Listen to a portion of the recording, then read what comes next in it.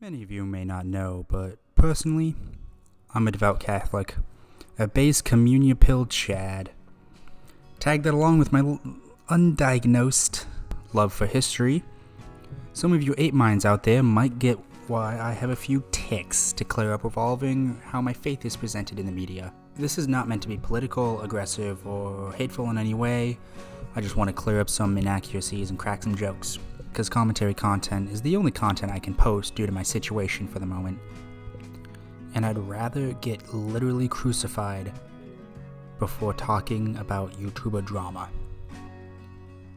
So we're doing history. Deal with it. I think the most common example of herder Satanism is the Puritan cross, more commonly known as the upside-down cross. The most recognizable satanic symbol in actuality is the cross of St. Peter. And I'm sure all 12 people watching a video about Catholic beef have read the Tumblr or Twitter thread covering it on a base level, but I'll give you the broad strokes to the 7th viewer. Yeah, Tim, I see you. I live in your walls. I know your historical ineptitude. You're also low on milk. The cross of St. Peter was deemed so after his execution was ordered by the Roman Emperor version of Andrew Tate. Christ. Imperator Nero Claudius Divi Claudius Filius Caesar Augustus Germanicus. Fuck! God, I hate that dude. After Nero just decided that the fire that ravaged Rome was caused by Christians, like some asshole left a cigarette burning when he went to church, so he ordered the execution of St. Peter. And St. Peter requested to be crucified upside down because he believed he was not worthy to be crucified in the same manner as Christ. And Catholics have no aversion to the symbol, like this painting hanging in the Vatican depicting the upside down cross. The origins of the symbol becoming satanic come from two places. The actual start of this flip was from a 19th century cult leader by the name of Eugene Ventras, who claimed to be the reincarnation of the prophet Elijah, and was claimed to wear a Puritan cross around his neck. Hey, future Lyrian here, editing. It's now coming upon me while I'm searching for images for Eugene Ventras. It is not claimed that he wore an upside down cross. It's literally in the photo that he is wearing an upside down cross, so any speculation is off book. I was just reading quotes from my research. His cult was condemned by Pope Gregory XVI in the 1984 pamphlet, The Saints of Tilly-sur-Seulles.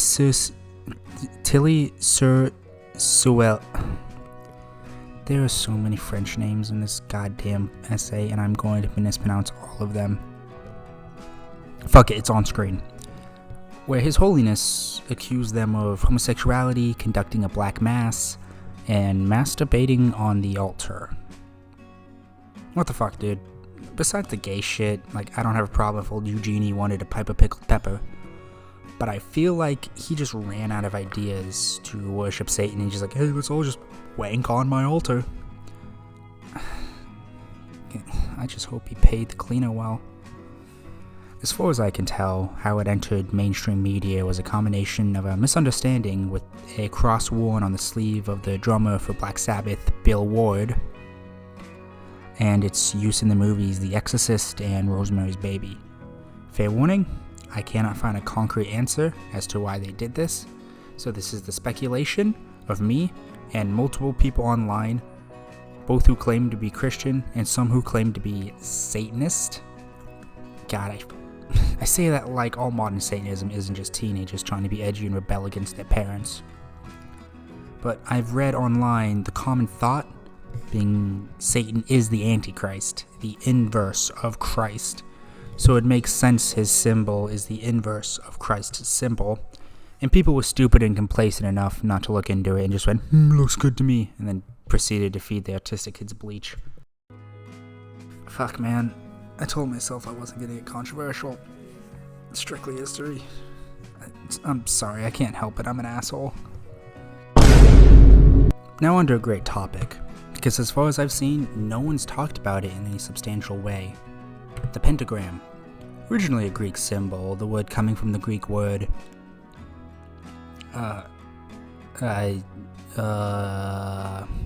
it's Is that the symbol for pi? The backwards E. No, that's a front-facing E. What is that word? What is that? What is that word right there? Why does the U have Down syndrome? I don't know. Fuck it. Here. Pedagramon. Used by everything between edgelords and serial murderers. It dates back as far as the 6th century BC and was used as a symbol for charity and well-being among Greek communities. What many people don't know is the pentagram is carved into many old churches throughout Europe, as seen in this old church in Atterbury. Not because of some Satanist scheme to steal our body bread. It's a real thing, look it up. The pentagram was used by early Christians, especially Greek Christians, to symbolize the 5 wounds of Christ, and played an important role in the poem Sir Gawain and the Green Knight, whose unknown writer credits the symbol to King Solomon and states that its meaning as both the 5 wounds of Christ and the 5 virtues of knighthood. That's all I really have on the pentagram, but I have some time before the title card emerges from the netherworld and smacks me in the face, so I wanted to talk about Satanism in general. Let's be honest, guys. Any real satanic cabal was purified in the Middle Ages, thanks in part to my boys the Templars, who we'll get to. Any Satanist today would faint at the slightest sight of blood, much less commit actual atrocities in the name of Satan. They're all just troubled youth who, thankfully, I don't have to associate with anymore, who are just trying to find ways to rebel against their parents and society. We've all done it. Me, personally, I enlisted to rebel against my family. If you're worried about your kid being a Satanist, take a step back, stop listening to the satanic panic bullshit, throw a ball with the kid, take an interest in them, and realize it will pass. Everyone hates their 8th grade selves. I know I do. Fuck that guy. It's hands on sight for that man. It's all just morbid fascination and teenage rebellion. Fuck! Memento mori. Remember, you will die. A personally favorite motif of mine, the phrase originates to Rome. When a general would return from a successful campaign, he would basically become king for the day. Get to march his armies through the city and have a fancy party like the Italian bottom they all were. Look it up, Roman politics is fanfic levels of gay. But the entire time, a slave would stand behind them saying repeatedly, Memento mori, remember you will die. To remind them that no matter the glories in this life, we all take the same dirt nap. And it evolved as a motif and art form throughout the ages, placing skulls, bones, and other images of death front and center.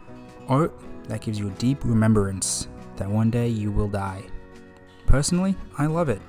Not because I like death, but because it's a reminder that no matter how powerful you are, no matter how many evil acts you can get away with committing, your end is coming.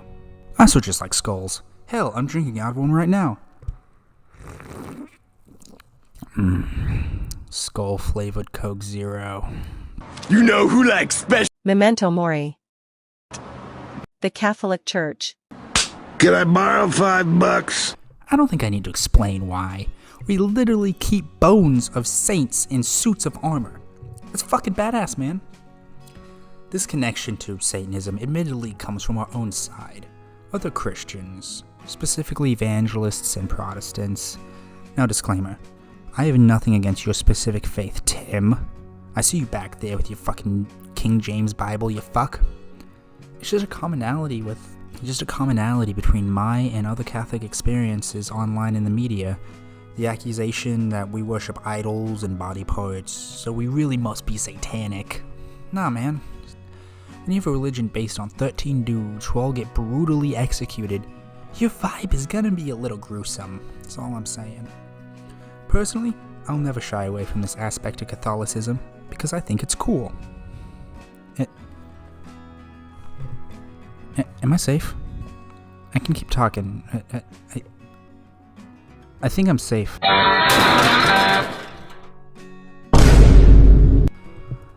Before you even start, I know. I'm walking on a razor's edge, talking about them. But I hope sticking to historical fact and not getting into that whole shebang, I will be fine. Started in the year 1119 by the French knight Hugh de Payenne, who became stationed in the Temple Mount. Legends telling this temple was the ruins of the palace of King Solomon. Thus the official name, the Poor Fellow Soldiers of Christ and the Temple Solomon. They started out protecting pilgrims from raiders on the road to Jerusalem. I don't really have time to get into it, but in this pursuit they basically invented modern baking. It's pretty cool. Watch a video on it. But their duties progressively expanded to the guarding of holy sites and eventually as a military force in the Crusades. Now we're not going to talk about the Crusades because I want my YouTube to be a long-lasting thing, and I'm not willing to shoot myself in the foot with this Damascus bullet. Why they are irrelevant is because of their downfall. In 1307, in a meeting between the Pope, His Holiness Pope Clement V, and the Grand Masters of the Templars and Hospitaller Knights, Jacques de Molay and Fouque de Villerant, respectively, the conversation turned to the accusations the King of France levied against an ousted Templar. Both the Pope and Grand Master de Molay, de Villerant had yet to arrive, had agreed the charges were false, but sent a letter to the King of France, King Philip IV, to assist in the investigation. Many historians, and personally me, believe the king was in substantial debt to the Templars because of their war with England, and jumped on the opportunity to disavow their creditors. He began to pressure the church to take action. Quoting directly from Wikipedia, at the dawn of Friday the 13th, October 1307, a date sometimes incorrectly cited as the origin of the popular stories about Friday the 13th, King Philip IV ordered de Molay and scores of French Templars to be simultaneously arrested. The arrest warrant stated in the words, Christ, that's a lot of French, Dua nist pas content, nos avons des imas de la foi dans le royaume, which translates to, God is not pleased, we have enemies of the faith in the kingdom. To make a long story short, the Templars were falsely accused of Satanism and homosexuality, which I have nothing against the LGBT community, but I always find it funny. In old times, people can just say their enemy likes dick and they're instantly just killed. But yeah, no, the Templars were slaughtered. On November 22nd, 1307, Pope Clement V relented and issued a papal bull ordering the arrest and dissolution of the Templar order. Many trials were put on for the knights, but false confessions were required under torture. One saying, Moi Ramon de Lefia, 21 ans, reconnais que crache toi, force le croix, mas de bouche et de blasque, which translates to, I, Ramon de Lefia, 21 years old, admit that I have spat 3 times on the cross, but only from my mouth and not from my heart. Every confession that was given was immediately recanted upon being released from the torture chamber, but the recants fell on deaf ears. Some Templars had the learning to defend themselves in court, but once again, under threat of military action from France, dozens, if not hundreds of Templars were burned at the stake. A pious and honorable order massacred because of money. Now you have another reason to hate the French. On the bright side, many Templars actually escaped. Some fell in with sister orders, some settled down, and many escaped by all things shaving their faces. Templars were known for their big bushy beards, and escaped noticed when they ran from the city clean-shaven. This all matters because these accusations, along with the general secrecy and the wealth of the Templars, have launched countless conspiracies into their true beliefs. One common is their worship of Baphomet, but most historians agree this was a myth that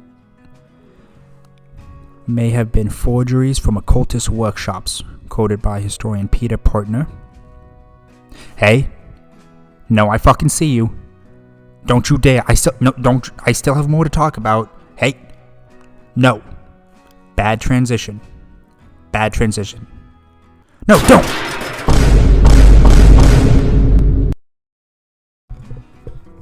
Alright.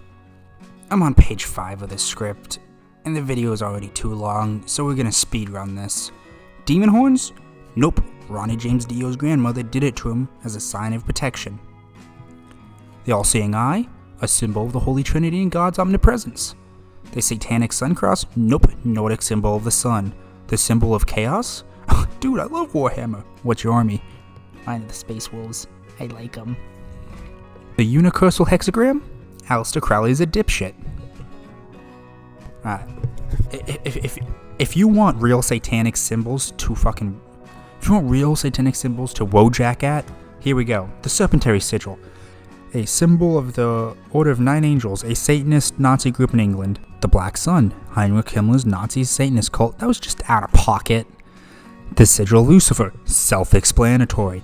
The Sigil of Baphomet, self-explanatory. Also, the official symbol of the Church of Satan. Sulfur crosses, commonly used because Supernatural says demons produce sulfur. Fuck! Don't you fucking do it!